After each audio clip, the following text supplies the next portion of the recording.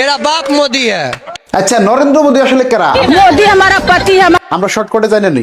নরেন্দ্র মোদী হলো 1950 সনের 17 সেপ্টেম্বরে গুজরাটের বদরনগর নামের একটা ছোট মোটো জায়গায় জন্ম নেওয়া একজন সাধারণ পরিবারের মানুষ, যার বাপের নাম হলো দামোদর দাস মোদী আর মায়ের নাম হলো হীরাবেন মোদী।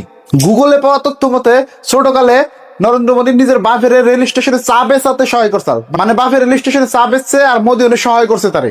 তারপরে মাত্র 8 বছর বয়সে নরেন্দ্র মোদী আরএসএস মানে রাষ্ট্রীয় স্বয়ংসেবক সংঘর সদস্য হয়।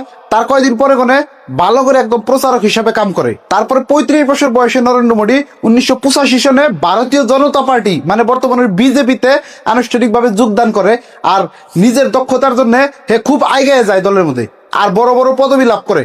তারপরে 2001 সনে বিজেপি দলের থেকে নরেন্দ্র মোদী প্রথমবারের জন্য গুজরাটের মুখ্যমন্ত্রী হয় আর লাগাতার তারপরে 4 বার মুখ্যমন্ত্রী হিসেবে শপথ গ্রহণ করে গুজরাটে। খবর মতে যখন নরেন্দ্র মোদী মুখ্যমন্ত্রী আসাল ওই সময় গুজরাটে খুব উন্নয়ন করছে আর গুজরাটের মডেলটা দেশের সব জায়গায় খুব চর্চা হয়েছে নরেন্দ্র মোদীর জন্য। তারপরে কি হলো, নরেন্দ্র মোদী ভারতীয় জনতা পার্টির থেকে মুখ্যমন্ত্রীর থেকে প্রমোশন পেল। মানে 2014 সনে ভারতবর্ষে বিজেপির জয় জয় ময়ময় অবস্থা, মানে সারা দেশে খালি বিজেপি বিজেপি হয়ে যায়।